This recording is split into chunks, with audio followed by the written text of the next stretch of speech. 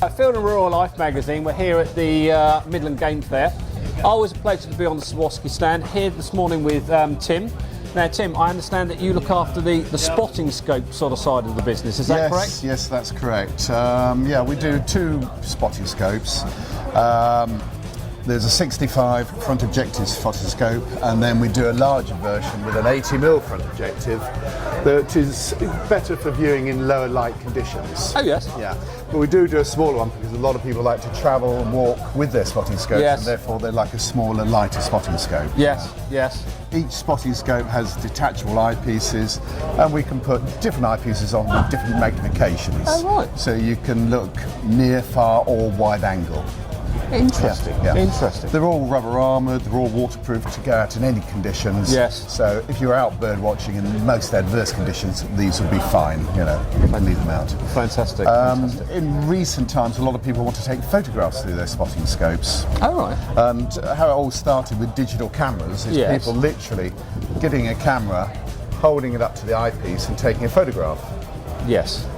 In more recent times, we brought along adapters so that you can put them onto the spotting scope, Right. which sit on there, pop that there, camera there, Oh look at that. Yes. and that just holds the whole thing in position.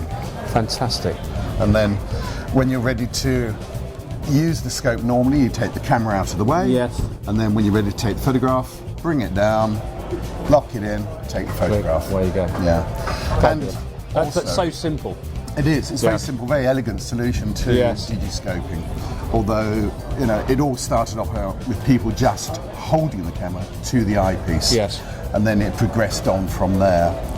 And in more later times, we also do adapters, so you can put the bigger, more professional cameras on there and Yeah. turn the scope into a big lens. Yeah, that's a fabulous piece of equipment. It that, is. isn't it? It's a very big lens. That's a 1300mm lens in that Really? form with that camera. Yeah. Yeah, very nice.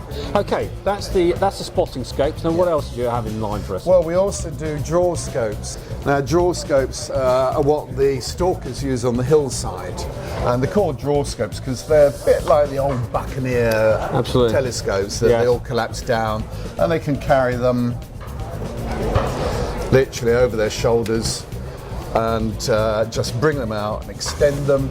Rest against a tree, look through them, or they'd use one of a forked stick, for instance, Yes. instead of a tripod like I'm using. Yes, yes.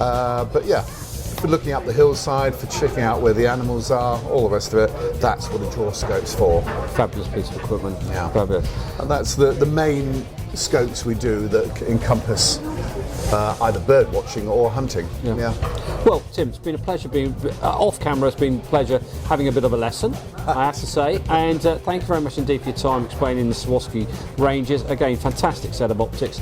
Now, for those of you that are interested in this range, we'll be getting a full data sheet coming through in probably next month's issue. So you'll be able to look at all the scopes that we've been looking at. Data sheets will be there so you can look at.